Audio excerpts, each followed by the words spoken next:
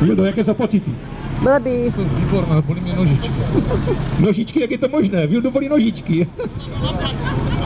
Jo, takhle. A kluci jsou připraveni, můžeme startovat.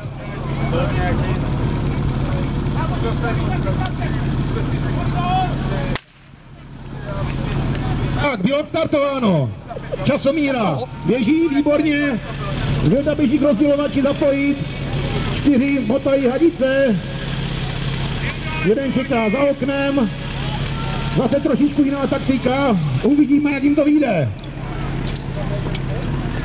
Takže skvělé, první podle za okno. A opět připomínám, že každý musí projít tady to vstupní branou. Perfektní.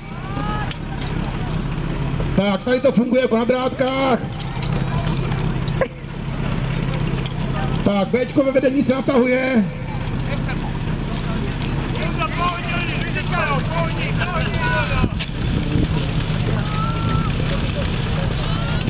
Bčko ve vedení nataženo, spojeno. Vypadá to, že proudy taky jsou nachystány.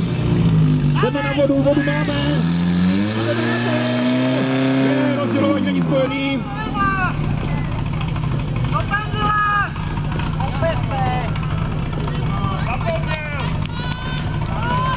Nevadí, nevadí.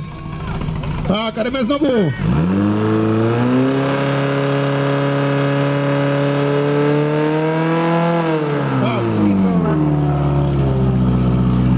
A praska nám Cčková hadice.